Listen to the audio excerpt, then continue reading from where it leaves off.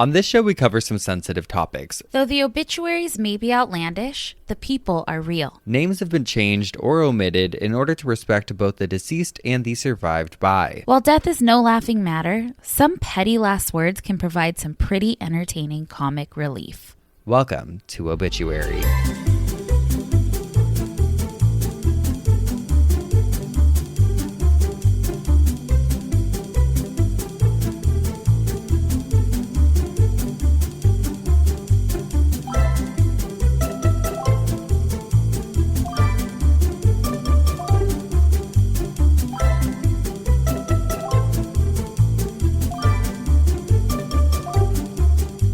Welcome back to Obituary. I'm Spencer Henry. And I'm Madison Reyes. And welcome to the Meeting of the Minds, where two of history's most intelligent, influential beauties come together every week to give you the lowdown on historical factoids regarding the funerary industry, science of all kinds, obituaries, and more. Madison, more. I'm giving you more. Madison, more. When I would run for student body, never won.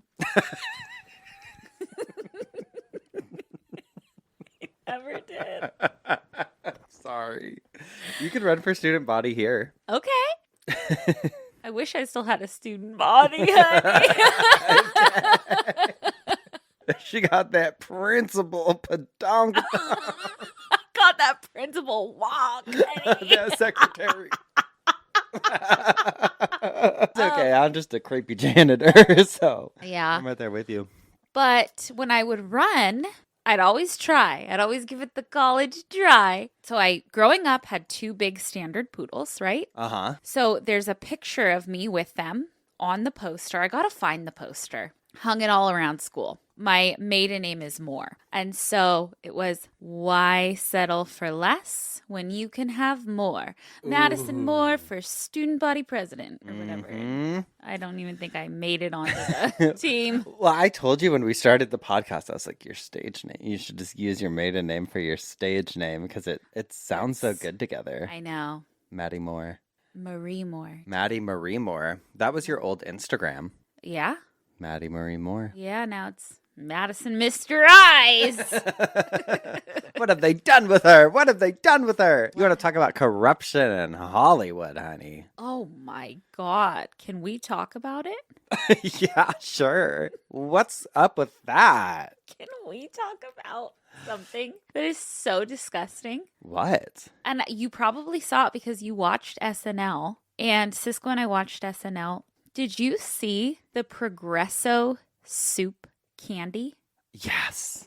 I looked it up. I'm like, that can't be real. It's real. It's real? And it's sold out. They're little candies that taste like chicken noodle soup. And I See, think that's fucked up. That's fucked up. I don't even want to imagine. I mean, people do so much with bone broth and stuff now that it doesn't surprise me that this is where we came as a society. Yeah. Doesn't surprise me. Yeah. When you put it like that, but it's cold. I just don't like that at all. I don't know. I don't like that at all. But you know what I do like? What? Nosferatu. You saw it? I did. I went and saw it. And what did I tell you? It was beautiful. So stunning. Absolutely loved it. You told me I'd have more of an appreciation for it. Well, I think you told all of us that last week. You'd have more of an appreciation with all of our knowledge of that era. And I absolutely did. Yeah, I thought it was a beautiful movie. I did get to see the infamous Nosferatu dick, but I told you it wasn't nothing to write home about. No, I mean, given his size and everything, I think I expected something a little more flop on the table. Engorged, perhaps. Yeah. Yeah, it was just kind of there. But I thought it was fantastic. I really loved it. I'm very much into vampires right now. We know this.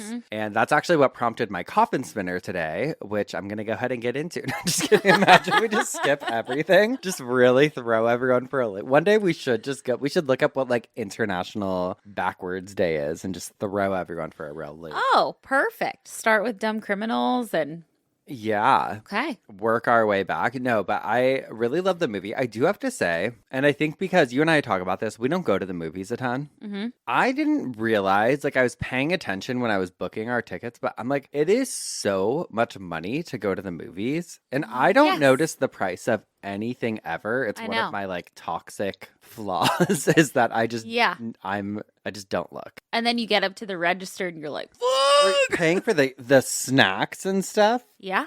was more than the movie. For two people, $100 easy. easy. $100 at the movie when you get some snacks and you get some whatever. There's nothing though that I love more than just a big bucket of popcorn, gigantic Diet Coke, Nothing better comfortable seat sitting there in the dark. in this whole world.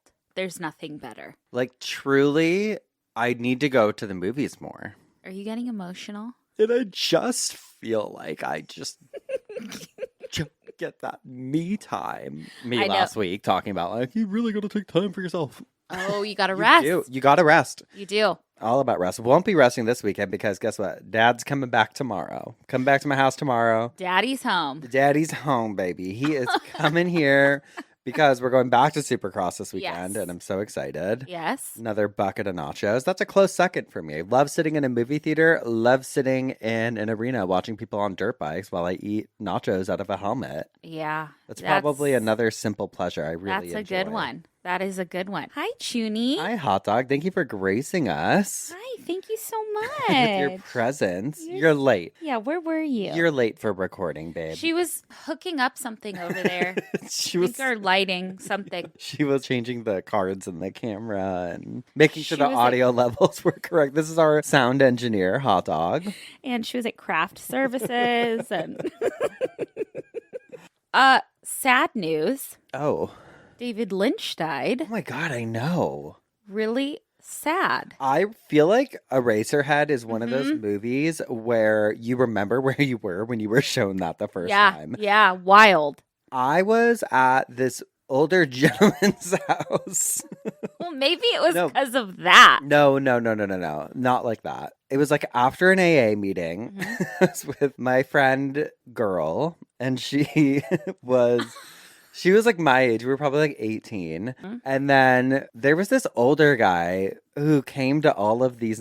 These were like young people AA meetings. Mm-hmm. So there's like certain ones that they're like Cool. kind of dedicated more towards like a younger crowd. Yeah. But he was like definitely older, Mm-hmm. and like 50s probably at the time. Mm-hmm. But I remember we went to his house and he showed us Eraserhead, and like I'm thankful that he did. I still quite like I'm like Why? why yeah, Yeah. but like I don't know. Yeah, that was a crazy movie. And also he was flying my friend down to LA Uh-huh. and she was like, "Well, Who is this man? I don't know." And Jeffrey Epstein. yeah, his name. No, He no. took us to his island. No. But she was like, "Can Spencer come too?" And he's like, "I guess."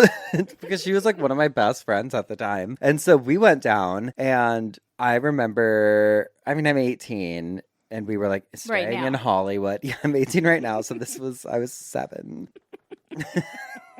Stupid. No, but that was like peak reality TV time. And so I remember being like very amused by Los Angeles at the Oh, time. yeah. I feel like I had gone to like a few times, been to LA, but like my family, if we came to Southern California, we were always up in Palm Springs. Yeah. And so I didn't spend a lot of time in LA growing up. LA is a lot different 10 years ago than it is now also. Well, that was Or how old? Yeah.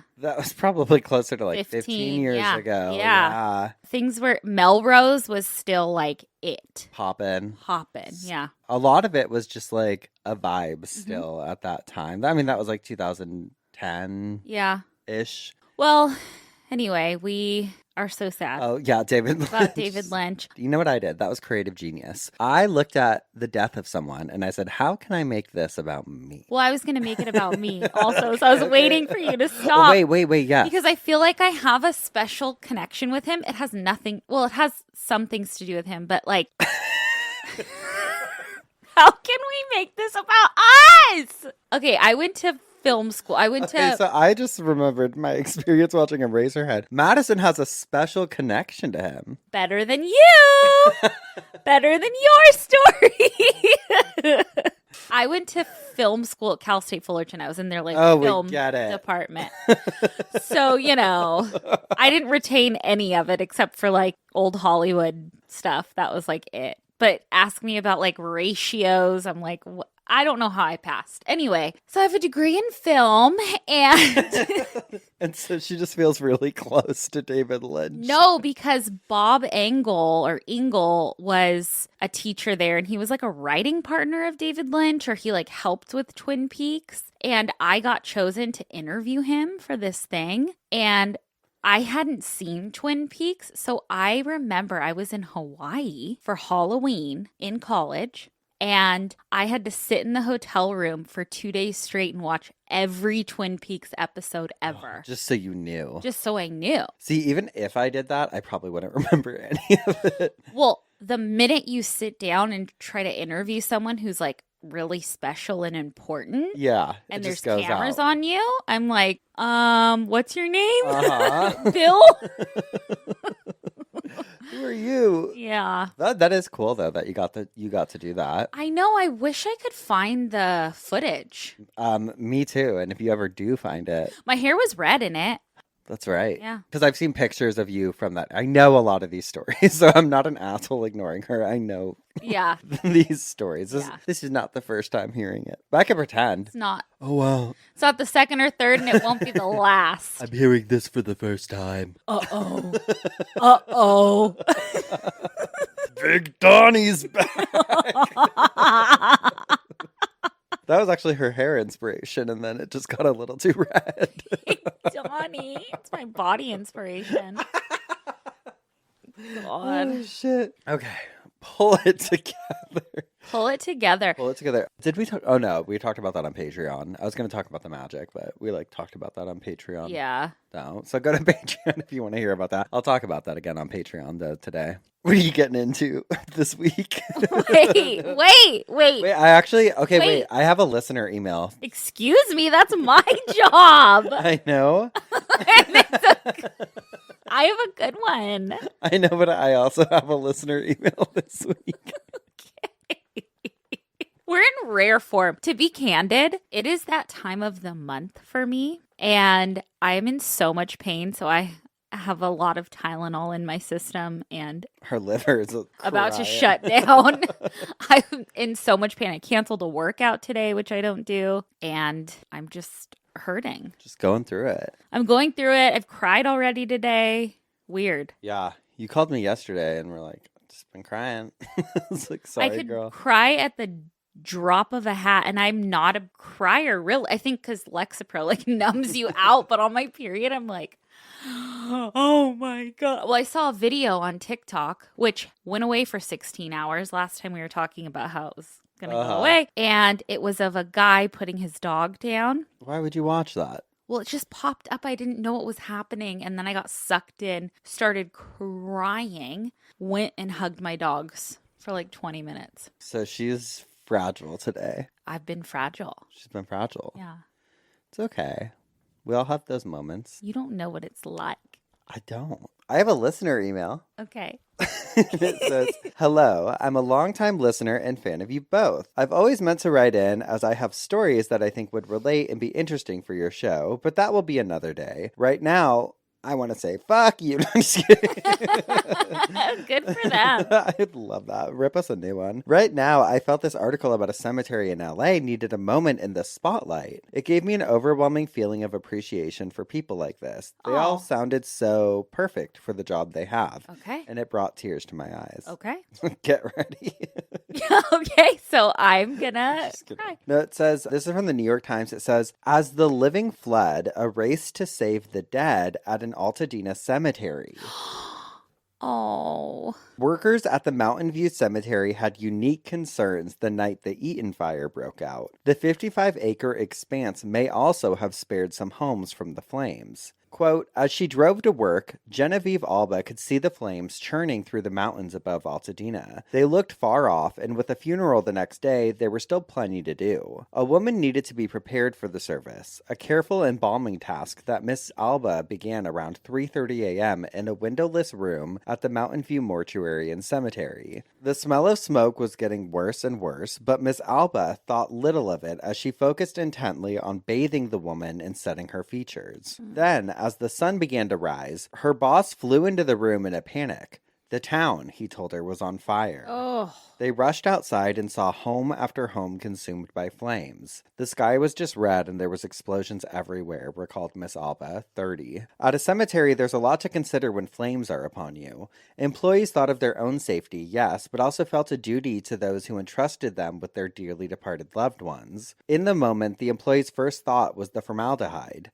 They began loading boxes of flammable embalming chemical into a van, and an employee drove it to the center of the cemetery, away from any buildings or people, like getting rid of a grenade. Wow. Then there was the handwritten book that maps out the sites of each grave, both a piece of history and a family heirloom. That was quickly stashed in a concrete vault in the basement. But what about the bodies? As the fire raged, a horrible fear slashed through Miss Alba's mind. What if the bodies that she took so much care to treat with dignity were cremated in a wildfire? What about the families who were still grieving the recent deaths of their loved ones? Between the preparation room and the storage refrigerator outside, there were about 50 bodies in all, people who had died over the holidays or in the first few days of the year.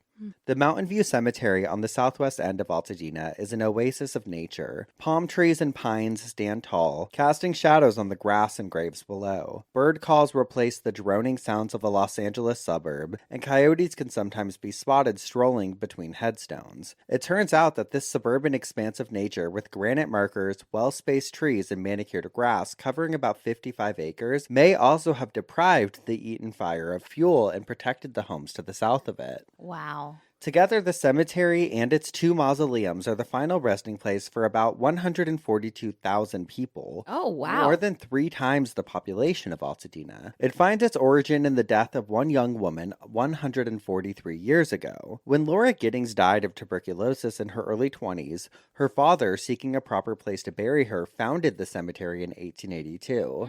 Which is such a cool inception story. Really cool. He laid her body to rest beneath a small marker, and a family legacy was born. Each generation passed down the cemetery, and Keith Brown, the great-great-great-grandson of the founder, is now the operations manager. One morning this week, Mr. Brown brushed leaves off Miss Giddings' grave as he thought back on the time he spent there as a child. I'm going to skip ahead a little bit because it goes really into the family history, which is beautiful, but I want to get back to the point of this article. It says, no one at Mountain View could recall the winds blowing as strongly as they did last week, nor had they heard such a weather event in the cemetery's long history. Gusts knocked down branches and burst through the apartment window of Nate Rucker, 66, an employee who lives above the mortuary and across the hall from Mr. Brown. In the wee hours of Wednesday morning, the inferno raced toward the cemetery, picking off buildings left and right. Oh no, he thought. This is it. He and other employees began dousing the roof and shrubs with water until the hose ran dry, and eventually Mr. Brown decided that the flames were just too close. He told his employees it was time to go. Everyone got in their cars and left, driving through smoke and embers and feeling sick over the possibility that the bodies in their care might be lost to flames. Mr. Rucker, a pastor, a motorcyclist, and funeral specialist, said he made it about a mile before he felt compelled to return, giving in to a command he said had come from the Holy Spirit.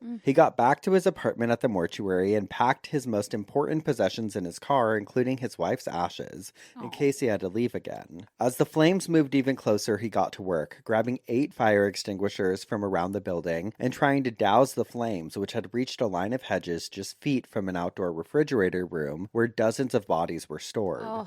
The flames were dangerously close to a large gas line that powers the crematory. Mr. Brown and other employees also returned later, alongside a group of people from neighboring mortuaries. They banded together using shovels and drums of water to extinguish hot embers, while others hustled bodies into vans to take them to safety. This gives me the chills. I know. All these different mortuaries coming together to protect this one. Wow. When their work was done, all of the bodies had been saved. Everybody at the mortuary is accounted for. Living All and of them. dead, Mr. Rucker said. Oh, When the winds calmed later that morning and the smoke lifted, the destruction of the town became apparent. To the east, west, and north of Mountain View, thousands of homes had turned to rubble. But the cemetery, to everyone's amazement, was almost entirely spared. wow. Some equipment had been destroyed, but most of the grass was green and almost every grave was unscathed.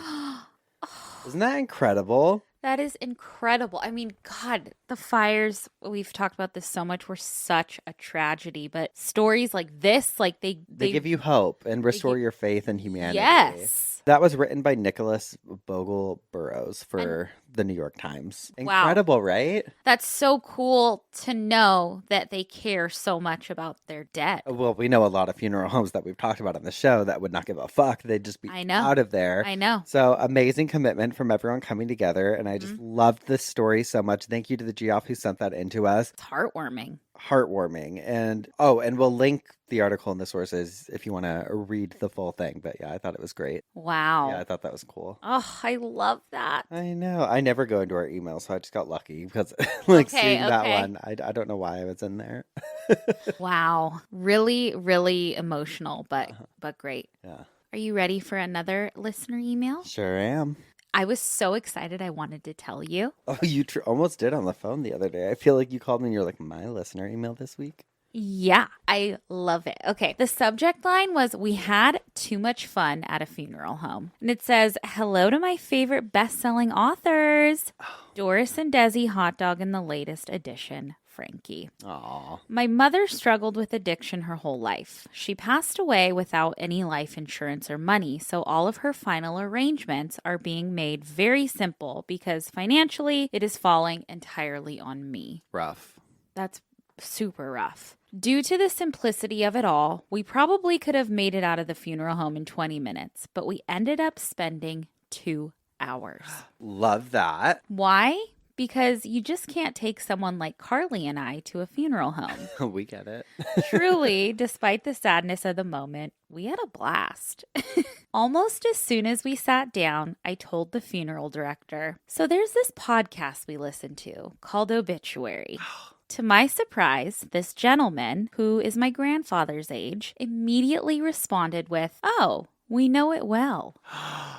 What? I know. Isn't that cool? Oh my God, yes. A funeral home knows us? I'm blushing. Funeral director? Oh Me my too. God. From there, he definitely read the room, and he and his assistant opened up to us with all kinds of industry stories. Ones that make you laugh, ones that make you ask more questions, ones that just make you say, what the fuck?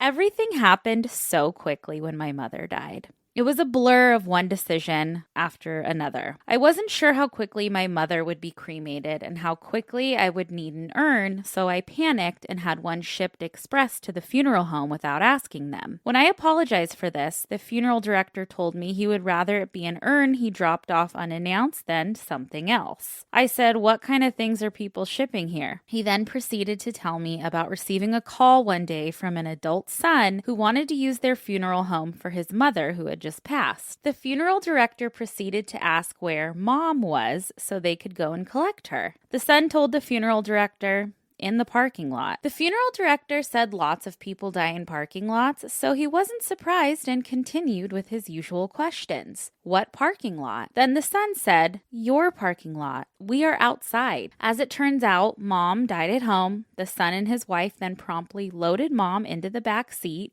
buckled in and all. Saved for transportation costs, I guess. And drove her to the funeral home. Oh, I love that. The funeral director advised there are legal concerns with this and not to take this approach. I no longer felt bad about an unannounced urn.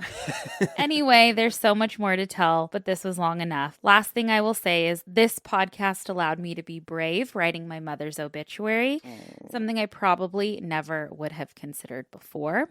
And she linked it here, and I'm going to read it. It's for Lynn. Lynn of Altoona. Lynn, 63, of Altoona, died on January 11th, 2025. She was born in New Jersey. She is survived by her father and mother, godmother, great-aunt, brother, nieces, a nephew, a grandniece, whom she would have adored, and a daughter. Despite calling many places home during her childhood, Lynn remained most fond of her years spent living in Pittsburgh's Mount Oliver neighborhood, speaking endlessly of the family home on Anthony Street. In young adulthood, Lynn joined the Pennsylvania State University's class of 1983, receiving a bachelor's degree in business management. Lynn loved every dog she ever met or saw a picture of. However, the most beloved dogs of her lifetime were her boxer, Bisha, and her bulldog, Savannah. She also loved elephants, which she affectionately called Elefelts. As a child, she loved Nancy Drew books, advancing to James Patterson's novels as an adult. Lynn never passed up a gossip magazine in a checkout line. Oh, I love that. Love that. And was thankful for the advent of reality television. However, nothing brought Lynn more joy than a nice Coca-Cola. In lieu of flowers, donations may also be made in her memory to the Central Pennsylvania Humane Society, Mending Hearts Animal Rescue, or an animal welfare organization of your choice. Oh. And then they said if you read anything on the pod, you're welcome to use my name, my friends, and my mother's. I'm so sorry about the loss of your mother. She's sorry for your loss. She sounds like our kind of gal. Like our kind of A gal. gossip magazine at a checkout aisle. A Coca-Cola. Loved a dog. Loved elephants. Reality TV. Are you kidding me? Great obituary. And thank you for sharing that story. That's incredible. I know. Incredible. Loved that the funeral home was just so open and just was willing to shoot the shit. I think that's awesome. So cool. So shout out to them. And if they're listening to this in Altoona, they'll know who they are. Yeah. Thanks for listening to us. Hi. Yeah. All right. Well, now we're going to take this sweet, sweet tone and shift it a little south to the asshole region, if you will. Okay. I've got some Am I the Assholes for us. And this first one says, Am I the asshole for wanting a coach to make up lessons that were canceled because her husband died? Okay. It says, my daughter takes equestrian lessons. The lessons are 1.5 hours long and about $40 per session. I pay monthly, 4 lessons each month, and have never missed or been late on a payment. We have been with this coach for almost 2 years and have never had an issue. I am currently paid through January. The coach's husband died unexpectedly and the lessons were canceled for 2 weeks in November. My daughter had 2 lessons since the cancellations. The reasoning for the other cancellations were due to weather and were valid. Today makes the 7th session that has been canceled that I've paid for. The coach has asked that my daughter come to the barn on Saturday for a 2-hour lesson to make up the canceled lessons. My daughter has had 2 lessons missed because of the death of her husband, and today makes 5 lessons missed due to weather, 7 total. I responded to the coach that her makeup session was not acceptable, and then reminded her how many lessons we are behind, and she hasn't responded. Am I the asshole for requiring the coach to make up the lessons even though her husband died? Should I give her a break and allow the 2-hour lesson makeup for the 7 lessons? Yes. It's not hard because, you need to be a fucking human being, and the 2 lessons have empathy. The other weather-related ones, need to be made up. You need to cut her some slack with, obviously, the death. Yeah. I think cut some slack or just be like, okay, can we roll these over to the next month or whatever? Yeah. Because I hate this. I hate that it's still a business. It's still a business. It's still a job. We all still have to do things. Absolutely. But but also, maybe just fucking. Well, actually, you say it till you're in it, but we both have had an experience before where we were fully do whatever you need. We had someone that we were both working with. Yeah. Who unfortunately was going through a very scary situation with a loved one and a hard time. And our immediate reaction wasn't well, how are you going to make up for these? It was very much so. Yeah, we were very graceful.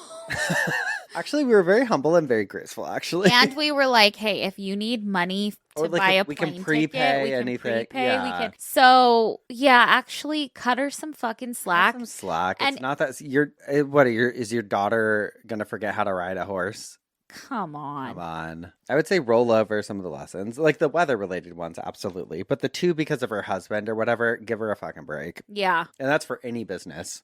Yeah. You're evil. If you are a company and you don't give people proper bereavement. It's evil. Evil, correct. Evil. Okay, the second one says, am I the asshole for calling out my grandmother? Okay. It says, my father died suddenly at the tail end of November, which caused a flurry of chaos trying to get my military military brother home on such short notice. Since he came on such short notice, he didn't pack his dress uniform for the funeral. It took a full day of travel to buy him a new one, but he needed it tailored. Our grandmother said that she knew a tailor, so he went to her, and the uniform came back the day before the funeral, but it was done wrong. Patches that were supposed to be sewn on were glued on.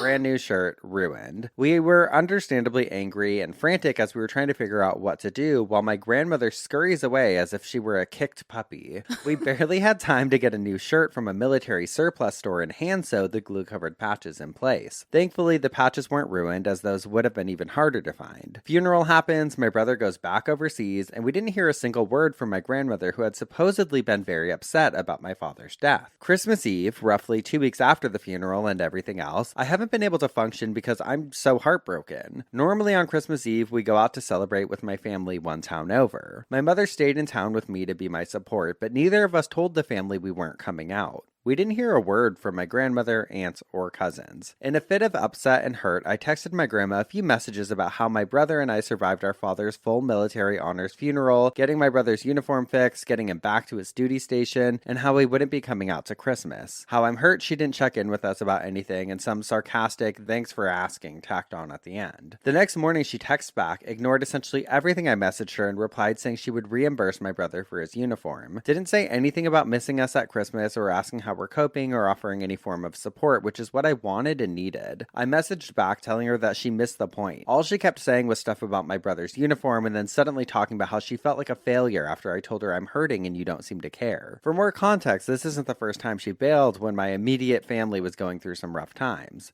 Last year, my mother's husband died, and she essentially did the same thing, dismissed my mother's heartbreak and treated her like a child with a broken toy rather than a woman who lost her husband of 20 years. It started to get around the family and everyone has opinions on it, and a lot are saying I should apologize to keep the peace. It's got me second guessing even saying anything to begin with. I don't know where else to turn for advice. She also added an edit, my grandma didn't lose her son. My father was her daughter's ex-husband. So it's her mom's mom? Mm-hmm. My parents divorced in 1999. My father was nothing to my grandmother anymore. I don't think you're the asshole for calling her out. I don't think so either. My father was her daughter's ex-husband. Why word it like that? I know. Maybe you're This is weird. my mom's mom. Yeah. Maybe you are the asshole for Yeah, wait a minute. I think the grandma got her feelings hurt because she was trying to suit help. Yeah. wasn't right. And maybe Probably. they were assholes to her and she took it. It's a sensitive time. But be empathetic towards them. But also, that's the thing, like, saying that none of the family texted them on their first, like, that's fucked up. She probably went back and was like, oh, you'll never believe how so-and-so, how my daughter's daughter, My daughter's ex-husband. my daughter's ex-husband's daughter treated me. Please, everyone can go away. Oh. In that one. In that one. I agree. Yeah.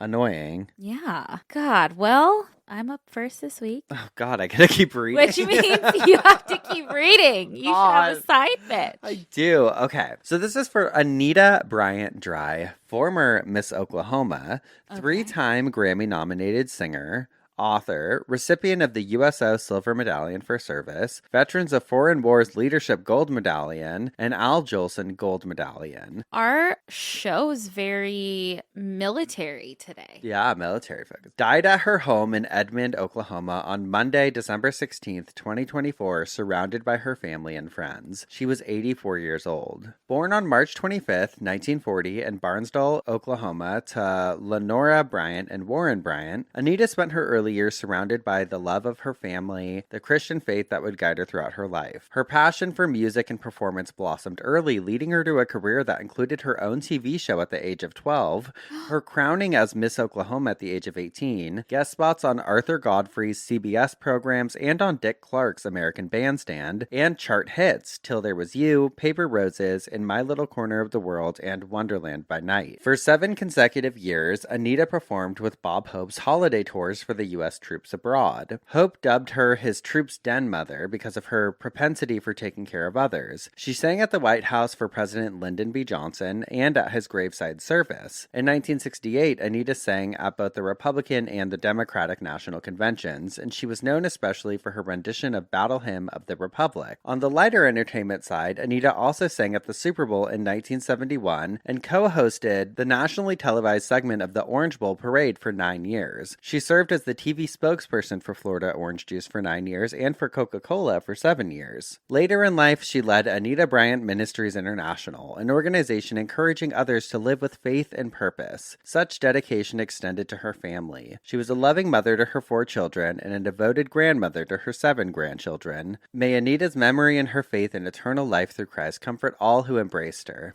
Okay. And I say, oh well, she could rot for all I care. I knew something was up. Hold on. I don't like this bitch. What'd she do? Okay, so the New York Times also posted an obituary for Anita, and the headline says it all. Anita Bryant, whose anti-gay politics undid a singing career. Fuck you, Anita. You need to... Anita, go to hell.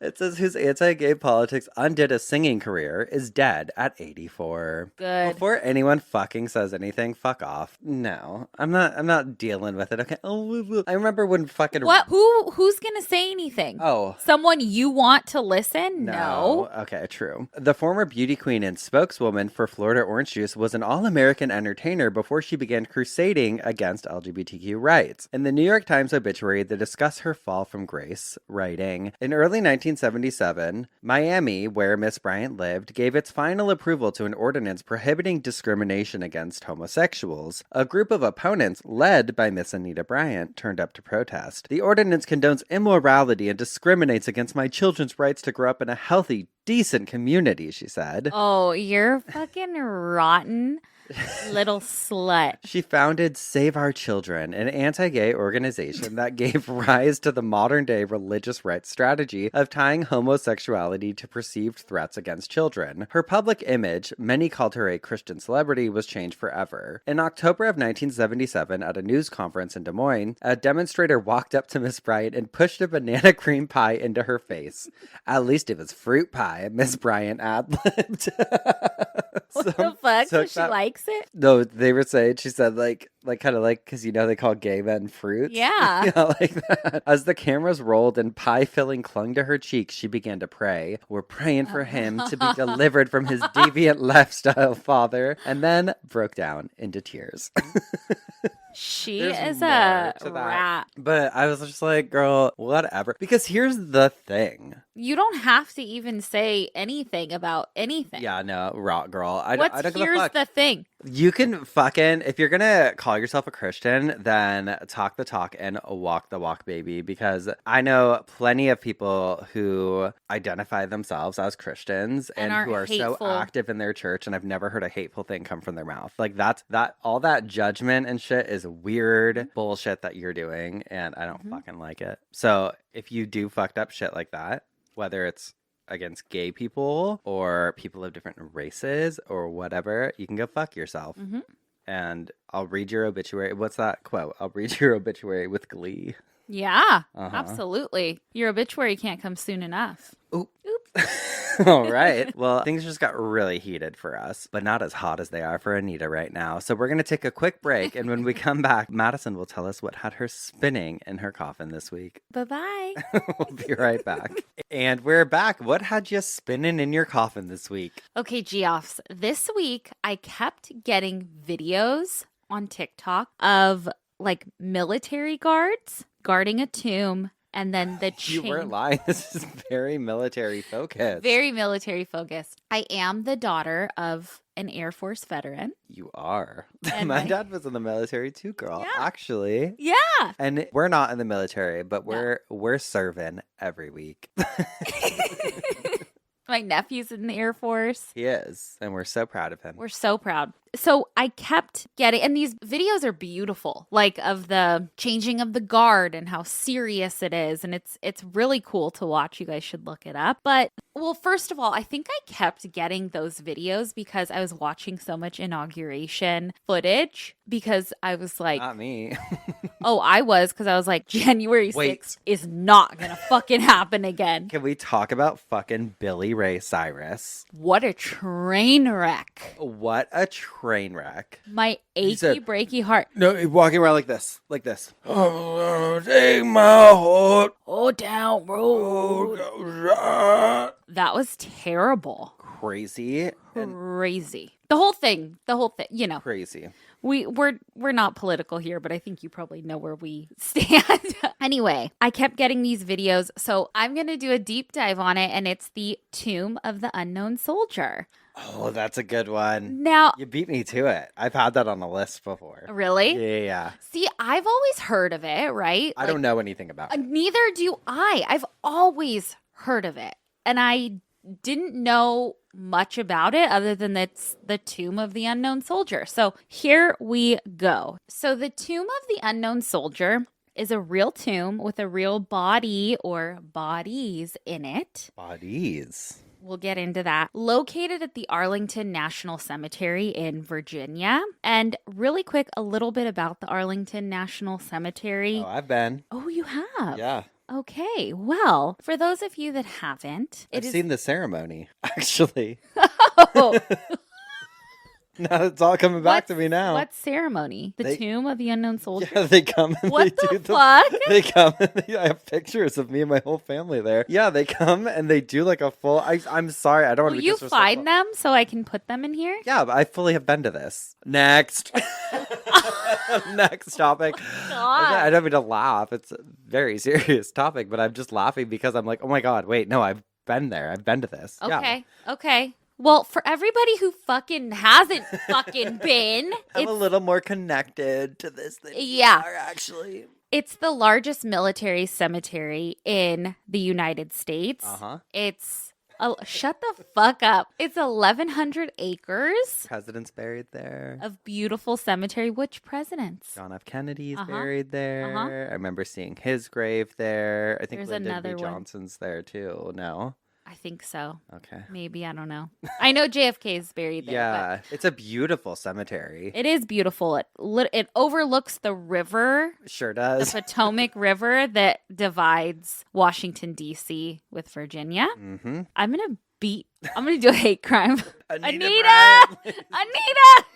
It was first established in May of 1864. Sure was. By George Washington Parke Custis, who was George Washington's step-grandson. I never knew that Martha was married before. Oh, scandalous. Scandalous. He built the Arlington house on the property. Do you want to know something crazy? What? George Washington didn't know dinosaurs existed. Why not? Because they hadn't discovered fossil fuel until way after he had passed away. Oh. Isn't that crazy to think about? Like, people are just walking around not knowing that dinosaurs existed. That's what fossil fuel is? Ladies and gentlemen, the two most intelligent minds in podcast. Girl, I don't know. He built the Arlington house on the property as a memorial, like a living memorial to George Washington. So it wasn't meant to be an actual cemetery. It was meant to be just this big, beautiful estate. Okay. The estate was then inherited by Mary Anna Custis Lee. I'm going to kill you! The great-granddaughter of Martha Washington, who married Robert E. Lee, who was a fuck-ass racist the general. Robert E. Lee, yep. In the Confederate Army. The Lees lived on the estate before the Civil War, and then when the Civil War... The silverware. God.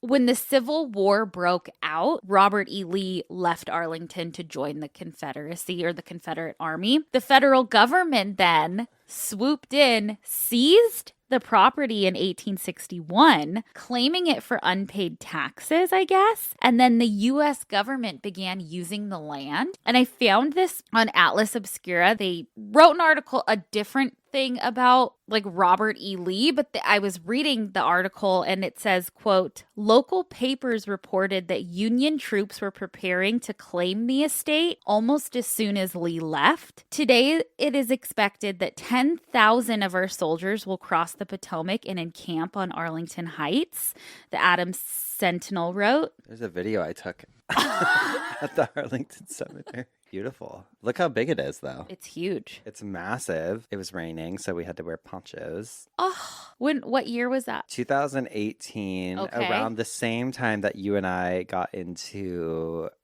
when we had mohawks. That is me and Madison.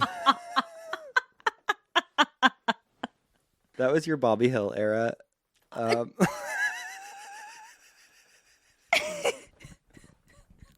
Bobby, he's so cute. There's Madison at the dollar store. Like, where That hat. Yeah. Why did you put that on me? Girl, you wore that to the store. Oh, bitch! That was I your would hat. never wear a fedora. That was your favorite You're a hat. bitch. You wore Let it me do my coffin spinner. every day.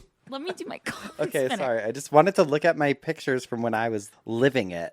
Oh God. Okay. We should have gone when we were there for our Washington show. I know we were right there. But we were only there for like a day. I know.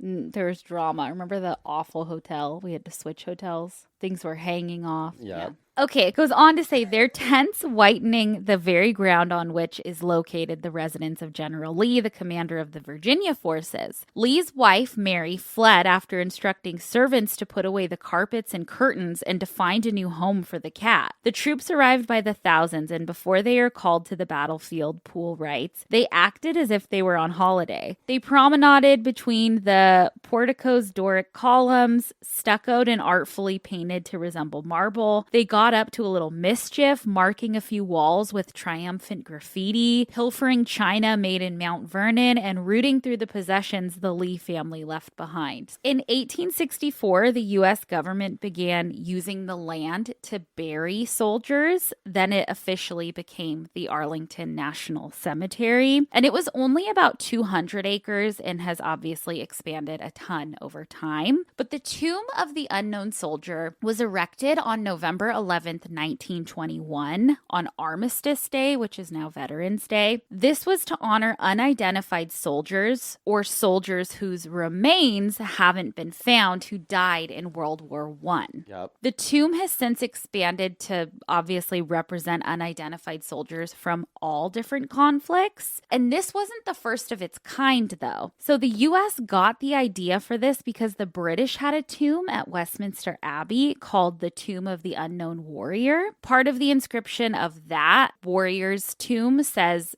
beneath this stone rests the body of a British warrior, unknown by name or rank, brought from France to lie among the most illustrious of the land and buried here on Armistice Day. On November 11th of 1920, France also erected a tomb of the unknown soldier that holds an unidentified French soldier who was killed during World War I as well. Then a year later, we did it. We exhumed 4 American soldiers from a French cemetery who died in World War I, and then brought them over, and one of them was chosen for the tomb. The unknown soldier was chosen by a super decorated army sergeant. Then the unknown soldier was laid in the state capitol and then had a procession to the amphitheater at the cemetery, and then was given an internment ceremony by the president at the time, Warren G. Harding, who I have never heard of in my whole life.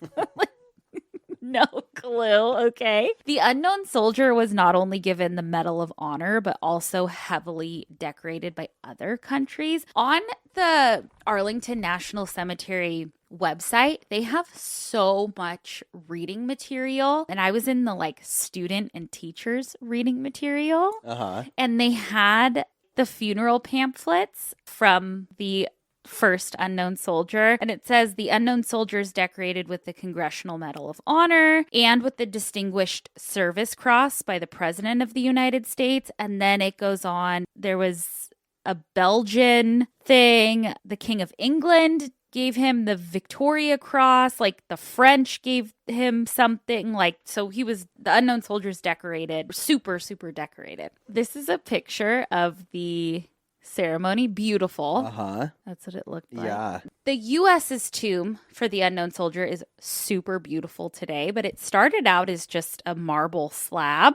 Still really pretty, but not as like big as it is today. But it says, here rests in honored glory an American soldier known but to God. The tomb now is more of a large sarcophagus, and it has 3 sculptures on it that represents valor, peace, and victory. And there are a bunch of wreaths sculpted around it. So in 1921, it was a marble slab. Then in 1925, they placed a white picket fence around it because there were some visitors that were disrespectful. Then in 1926, they introduced a military guard to stand there during the day, which we'll get to in a minute. And then in 1932, the tomb or sarcophagus that still stands today was completed. By the 1950s, though, we had gone through World War II and the Korean War, which I believe ended in 1953. So President Eisenhower decided that it was time to inter 2 more soldiers to represent the unknown/unidentified soldiers for those conflicts. And it's super interesting reading through these PDFs that the Arlington National Cemetery has on their website because they explain how choosing an unidentified or unknown soldier is like, it's kind of a tough job. Like, there's a lot that goes into it. So for World War II, it was fought on 4 different continents. So they explain that they had to exhume 13 bodies from different parts of the world. So in Europe and Africa, that was the transatlantic part of World War II. Then there was the Pacific theater of World War II. They had to exhume 5 bodies from the Philippines and Hawaii. And then in Hawaii, they exhumed 4 bodies that represented the Korean War. From all of those, they chose 1 to represent World War II and 1 to represent the Korean War. Then, after the Vietnam War, they had to choose an unknown soldier to represent the Vietnam War. But this was a little different because we had advanced so much in our capabilities to identify bodies and body parts. It says that there was only 1 set of remains from the Vietnam War that was found that was not all the way identified. Okay. So they chose that body for the Vietnam War. And last night I was trying to fall asleep, and because I was watching so much stuff on the unknown soldier, a video popped up that was recommended from the History Channel, and it was like unknown soldier identified. And I was like, what? And it went into how the Vietnam unknown soldier was identified a few years ago because his family made a public plea. They were like, our son never came back from the Vietnam War, and we think that he could be the unknown soldier. Oh, wow. And so they exhumed the body, did DNA, and it turns out it was. Wow. And his name is Michael J. Blassie, and he was reinterred at a different cemetery from the family's wishes. So I guess the Vietnam spot remains vacant. Huh. Interesting. I know. And then also in that cemetery, there's a grave that has 14 unknown soldiers buried there from the War of 1812. They also have a tomb that has Civil War unidentified remains. Okay, but back to the guards. This is what brought me to this whole thing. So they first started using guards to guard the tomb in 1926. They were there all day, but it didn't turn into a 24/7 job until 1937. And the soldiers who guard the tomb of the unknown soldier are part of the U.S. Army's 3rd Infantry regime, known as the Old Guard, which is the oldest active duty infantry unit in the U.S. Army. It dates back to the 1700s. But if soldiers want to guard the unknown soldier tomb, they have to meet super strict requirements. They can be between 5'10" and 6'4", and they have to be in great physical shape. Guards are on duty even during extreme conditions, such as hurricanes and snowstorms. Like, they have to be there. They switch every 30 minutes during the summer and 1 to 2 hours during the winter. The guards carry a rifle. It has to be kept spotless and held in the shoulder away from the tomb as a sign of respect. The guards take exactly 21 steps in front of the tomb, symbolizing the 21 gun salute, which is the highest military honor. And the guard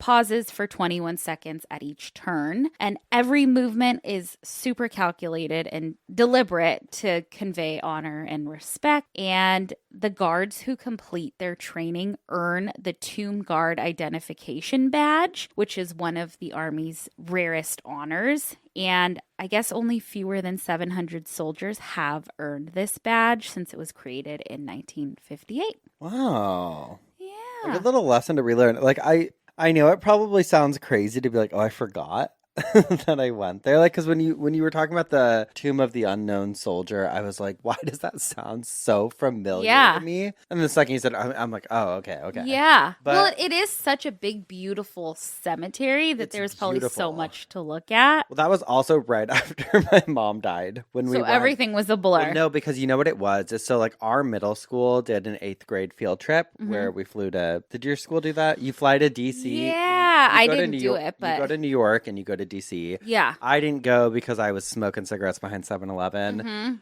My little sister, though, she didn't get to go because, well, our mom had just died. And so we as a family decided to go. Oh. And so we did like the New York and DC trip for her. Yeah. So that was kind of like a blur year for me. Yeah. But I do remember going. It was absolutely beautiful. It was incredible. I just remember, being just silent and in awe. It's the biggest cemetery that I've ever seen in my life in person. And it was definitely incredible. But I remember it was also raining that day. And I don't think we did like a full tour or anything. I think we just walked around the property, which is why I think it's probably not so ingrained. But I remember watching them do a ceremony there. Yeah. And I don't know if they did taps or what, but they did some sort of ceremony there. They did like the changing of the guard or whatever. And then, but it was really beautiful. Yeah. It's like pretty breathtaking, just the respect for a person who's not been identified. Yes. And like, I feel like it would bring, we have close family friends who lost their son in Afghanistan. And luckily, they were able to bring his body back. But it was still such a horrific thing. Yeah. Like, imagine not knowing what happened to their body. And yeah, absolutely. So that'd be so upsetting. My dad's actually buried at a military cemetery. Yeah, up north. Have you been? Yeah. Not like in a long time though. Yeah. So okay, sorry, Dad. Well, maybe next time. I'll drive by, do a honk. Honk honk. No, you know what's actually so funny is that I don't visit anyone. Most of my family, like my mom's ashes, are at my parents' house. I haven't visited my grandma or grandpa in a long time, and they're in LA. My grandma's the only one who's has a burial. Well, aside from my dad, who has is in a cemetery.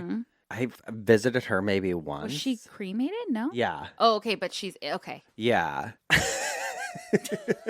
Most of my family's on the fire mantle. I guess I hi to them there. Yeah. No, because I don't think our bodies are anything. Like, I think your spirit moves on. And so I feel like if I'm going to talk to them, we've got long distance. Okay. I'm not going to, I don't need to go to the. Yeah. I have nothing against it. I don't feel emotional about going or anything. It's nice to go and feel emotional. And I love seeing things like at the cemeteries by my house, like where people are going and they're sitting and having picnics or I love that. I have a lot of friends who have lost parents who go in on, Mother's Day or Father's Day or whatever, they go to their parents' grave. I love that. But yeah, it's just my family's pretty casual when it comes to burial. It's like, eh.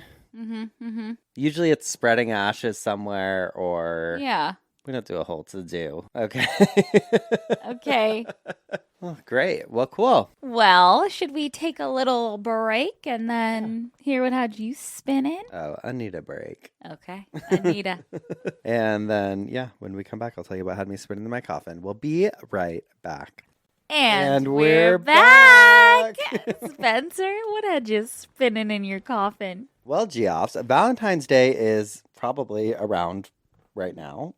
Yeah. So today I thought I'd bring the romance. Necromance, that is. Oh, okay. Right. Today I decided to go back to my early 2000s rockabilly roots and discuss necromancy. Okay, The yeah. As well as necromancers we'll be talking about today. And I'm really excited, honestly, because this is one of those coffin spinners that came to me via watching a TV show, which is my favorite kind of coffin spinner. Yes. You know, when you're just watching something and you're like, bloop, I'm going to talk about that on the show. 1,000%. I was watching What We Do in the Shadows, and they have a reference to necromancy in one of the episodes. And I was like, oh shit, we've never really gotten into that topic before on the show. Yeah. So I was like, hey, I'm going to do a little bit of a deep dive on that. And I'm glad I did. Okay. Madison, girly, let me ask you this, girl. What would you do if you could summon the dead? Would you ask for guidance and knowledge? Would you ask them for their most intimate secrets? Or potentially wield their powers? Yeah. Well, today we're diving into the eerie, fascinating, and often misunderstood world of necromancers. From ancient myths to modern pop culture, necromancy has been a source of both fear and fascination for people. But a lot of people don't even know what it is, including me. I was like, Yeah. what the hell is I necromancy? feel like I know, but I don't. Like, we've heard the term. Yeah. But I always think of it as like, I guess I always thought of it more like emphasize too much on the romance part of it. Like necromance. Like I was like, I was kind of thinking of something weird maybe. I don't like know. about necks. Necrophilia or something. So we're going to talk about what necromancy is and why it's captivated humanity for centuries. To understand necromancy, we have to go back, way back to the ancient world. The term itself comes from the Greek words necros, meaning dead, and mantia, meaning divination. Oh, so romance isn't even a part of it. No. Okay. In its earliest forms, necromancy wasn't just about raising the dead to fight battles or haunt villages. It was all about communication. And ancient Greeks believed that the dead had the knowledge that could guide the living. To be honest, I was really happy and it felt refreshing to learn about this because a lot of necromancy is communicating with the dead. And after like deep diving on the Fox sisters for cult leader, and we've talked about other stories about psychics and mediumship and the rise of the spiritualism movement on this show as well, I felt a little deflated when it came to the topic of mediumship and communication with the deceased as a whole. So reading about the history of necromancy was a great reminder that this type of like communicating with the dead existed way before any hoax-centric activity of the 1880s. Okay, love this. A prominent early example is the story of Odysseus in the Odyssey, which was written in the 7th century BCE. Oh. And it has a scene where Odysseus travels to the underworld to speak to a prophet named Tiresias. Using rituals involving blood offerings, Odysseus summons spirits to gain the wisdom that he needs for his journeys. And we've talked about before the Egyptian Book of the Dead, and they talk about different rituals connecting the living with the dearly departed in there. And then in some of your fairy tale centric episodes, I believe you've mentioned grimoires,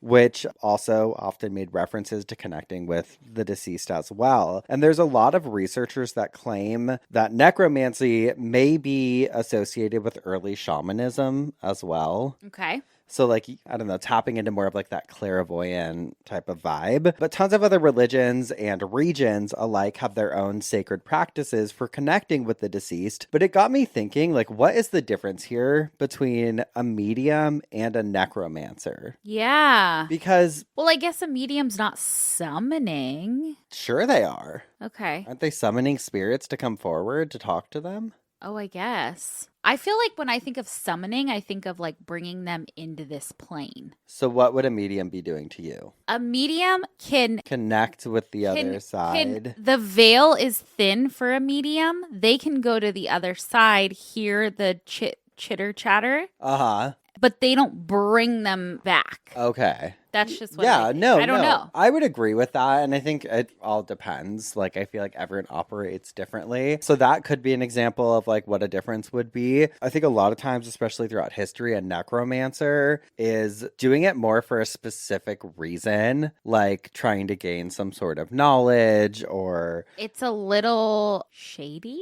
Well, they refer to it as black magic a lot. Okay. So yeah, or shady. But I was reading this article about necromancy on grunge.com. They mentioned something that came up in some Greek myths called skull necromancy, which is the practice of consultating the decapitated head of a person for inside knowledge. Oh, shit. Damn. I know. I died reading about this. And I read, quote, necromancy in ancient Greece could definitely end poorly as it did for Periander, the tyrant of Corinth. He summoned his dead wife to find out where she had buried some money, and while she told him, she also reminded him that he'd gotten too frisky and violated her corpse. She demanded a sacrifice of clothing, which resulted in his orders that the women of the city publicly strip and hand over their clothes. Oh my God. That was wild, but I'm like, consulting your wife is crazy. But I was like, imagine, because we joke all the time. Every time Madison and I are on the phone, her husband inevitably walks into the room like, where'd you put this cord? Or like where'd you put this? And I was like, I could picture, if you were dead, I could picture him just going to your gravesite and being like, where'd you put my charger? Where'd you, you're always moving shit. I love it. There were a lot of different rituals that people would do, like the skull rituals where they would go to the decapitated head of someone and try and communicate via that way. Or according to that article on Grunge, there was at least one form of ritual that required an assistant, and that was prediction. Prediction was usually done with mirrors, glass, or liquids in a receptacle, which is a receptacle, a trash can? It could be. That formed a reflective surface, and the images that would form on the surface could only be seen by a young virgin boy. Me.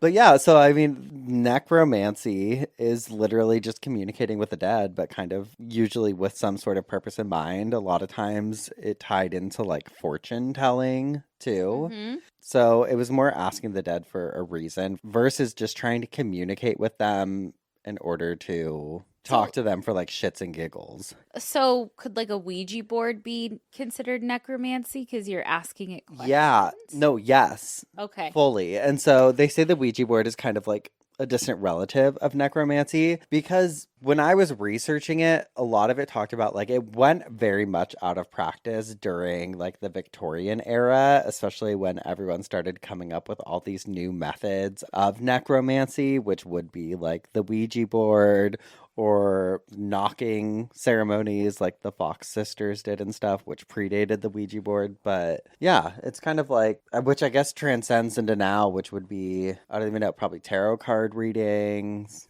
things like that. Yeah. Because you're asking the tarot cards, but yeah, I don't know. Interesting to think about. Necromancy. I love the word. I wish that's what we still called it, like mediums or anything. I'm going to go to the necromancer. Well, and they talk about necromancy in the Bible and stuff. So it's like old. Really old. Really cool. Ancient. Yeah. And I was like hoping I would find more, I guess I had pictured a little more obscurity behind all of it, but it really is just like contacting the deceased. Yeah. So I don't know. That's it. Okay. I love it. That's necromancy. Necromantics coming at ya. Okay, wait. My obituary is like a little rockabilly. Okay. Why was I looking? So I have these tattoos on my wrist, these skulls. And one has a pompadour and one has like victory rolls. And I was like, what am I, rockabilly? We all remember I used to have black hair and Betty Bangs? Yeah. Remember we used to go to Cody's Viva Cantina in Burbank, and they had really good nachos there. Yes. And that's where all like the famous rockabilly girls went. Yes. And we would go and we would watch everyone dance. Those boys on their big stand-up basses. Yeah. That was fun. That was like a good era. That was like a very wholesome well, I guess not for everyone. For us, it was very wholesome. It was very wholesome. As far as subcultures go. Yeah, that's true. Bring it like, back. I'm going to swing dance, Mom. Well, and it's I'll so be like back. 90s too. A Yeah, lot. yeah. Well, I feel like a lot of vintage, anything 1950s, a lot of it is actually 1990s. Or 1970s1970s redid it. too. Yes, 70s also. Like 70s does 50s and Mm-hmm. stuff. Well, and well, from like even vintage shopping, because like when I moved down here, I was very much still in that era of like wearing vintage clothing Mm-hmm. all the time. And Mm-hmm. I remember I had a lot of the shirts that were like 70s does 50s and Yeah. the lapels on. I always knew because like 'Cause the lapels were yeah, longer on right. the 70s shirts. Yep. And so if I'd go to some of those vintage stores and those fuckers would try and be like, oh, that's from 1950, blah, blah, I'd be like, No. no.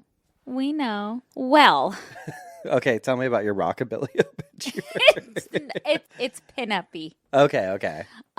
This obituary is for Bunny Yeager, Oh, and she passed away in 2014, but you'll know who she is if you'll know. So, Miami Beach, Florida, Bunny Yeager, a model turned pinup photographer who helped jumpstart the career of then unknown Betty Page, died Sunday, her agent said. She was 85 years old. Yeager died at a North Miami hospice where she had been for about a week, her agent Ed Christian said. Bunny's legacy is her cultural impact, from pinup photography and fashion, helping to popularize the bikini and influencing other artists such as Cindy Sherman, who read Bunny's guides on photographing nudes and making self-portraits. Anyone in Miami in the 1950s who wanted a bikini would come to her, and she'd make one. Bunny's famous for making everyday women, from stay-at-home mothers to airline attendants, feel comfortable enough to bear it all. Her photos of Betty Page in a leopard print bathing suit standing next to a real cheetah are still well known today.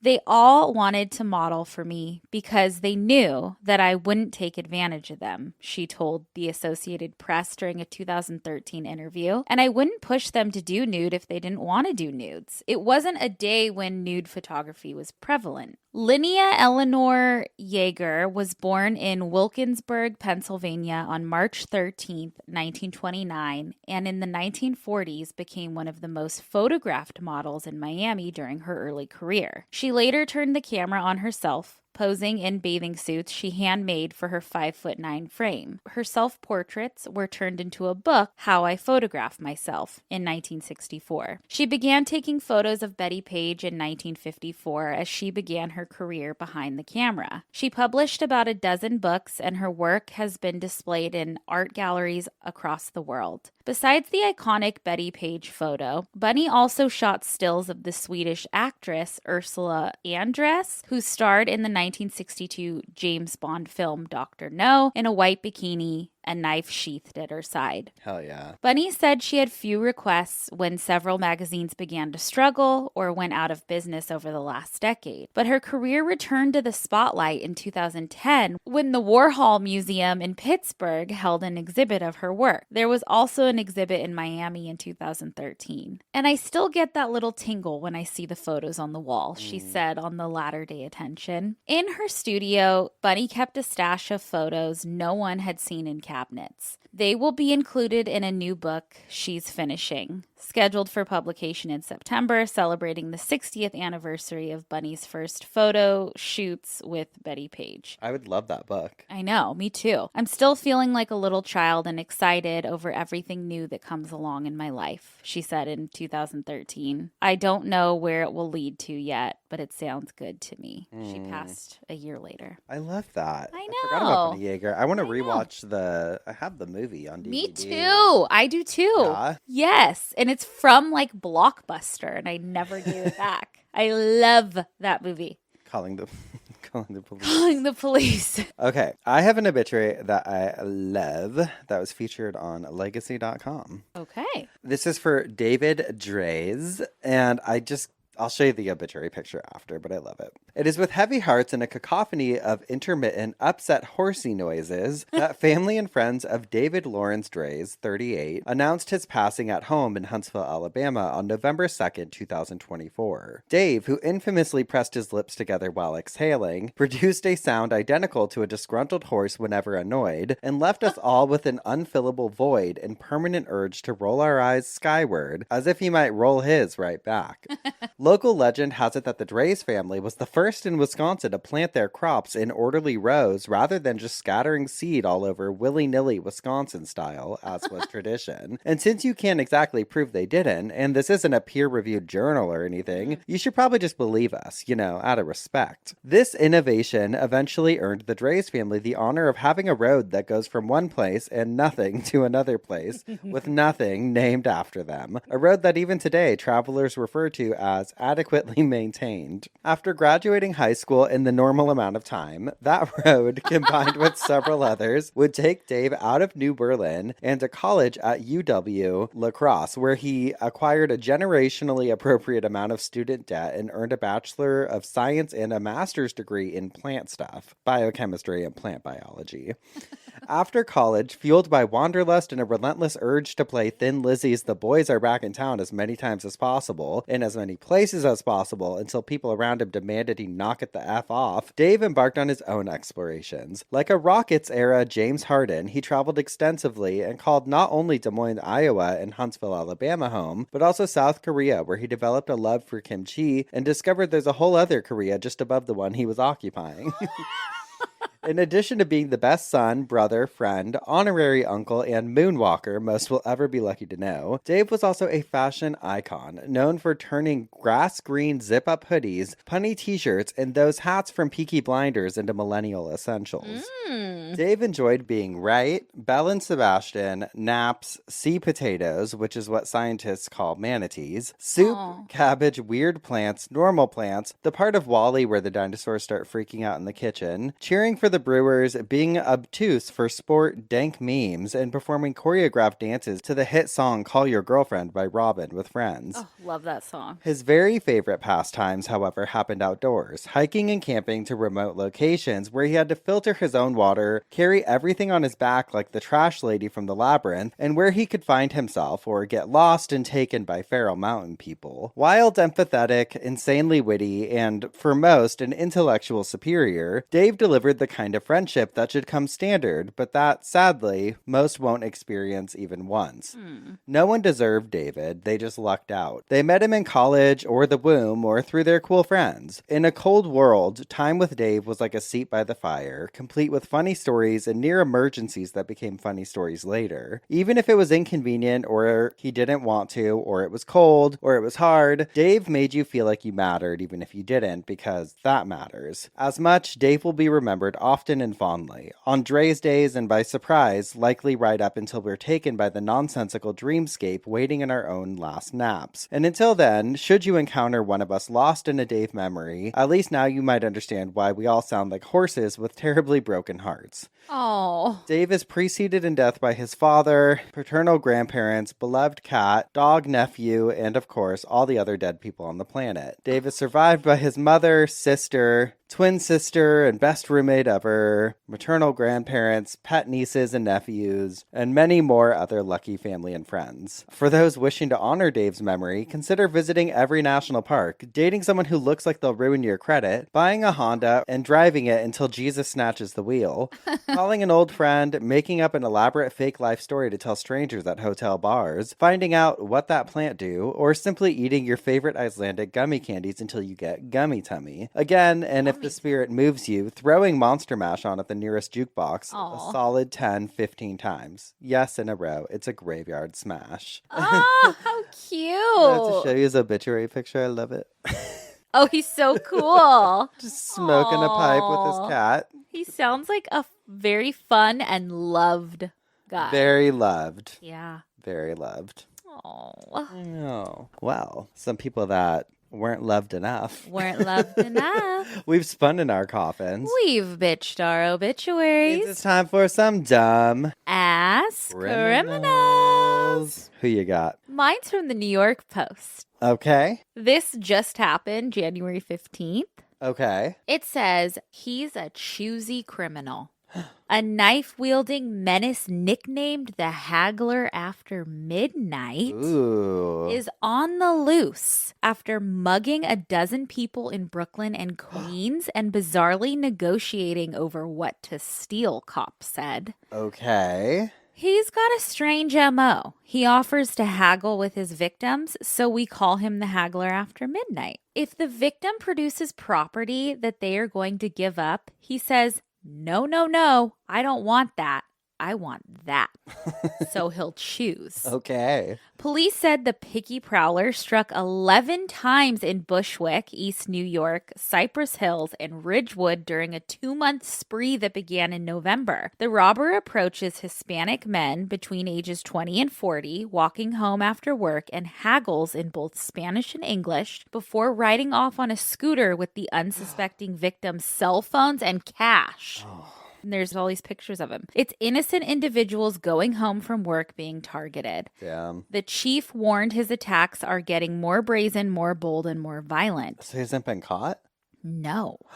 During his latest stick-up, the brute pressed a knife against an unsuspecting 21-year-old man's throat on December 10th. He asked for the time and the victim to call him a taxi before whipping out the blade and running off with $45 and a debit card. Damn. Any tips? Call 1-800-577-TIPS. Wow. Well, mine We'll is post the surveillance footage, but he is a haggler. a menace. Well, mine's just a dumbass in the traditional sense. Mine's also from the New York Post, and it says, quote, a Florida woman is back behind bars just days after being released on bond for drug trafficking after deputies found meth in her tote bag that read, definitely not a bag full of drugs. Stupid.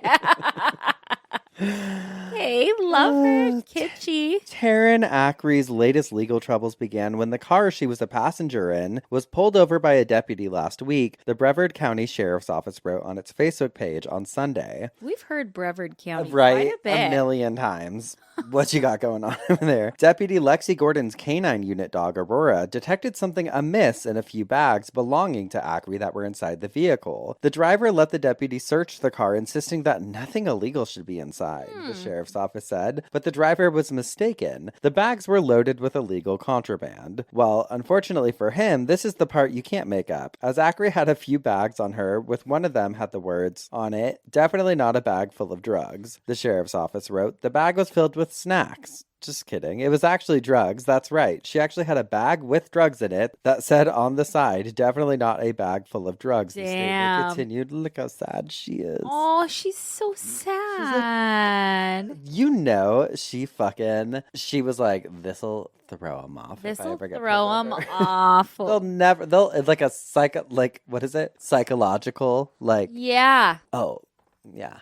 Mm-hmm. They found meth, needles, Narcan, digital scale, small baggies, cut straws, and other items associated with drugs in the bag. Hey, I like the Narcan. Yeah? I feel like everybody should probably carry Narcan. Ackery, 31, was swiftly arrested and charged with trafficking in meth, possession of methamphetamine with intent to sell, and possession of drug paraphernalia. Her new charges are practically identical to the ones she's facing from earlier this month. She was arrested on January 6th, but was freed 2 days later after meeting her $15,000 bond, according to the sheriff's office. Which is how annoyed would you be if you were paid this person's bond, and then it's like, bloop, 48 hours later. Mm-hmm. Happens all the time, though, unfortunately. Happens all the time. Some dumbass behavior. Oh, my gosh. And a fashion police emergency. Oh, come on. Don't get that bag. Don't do it. So funny.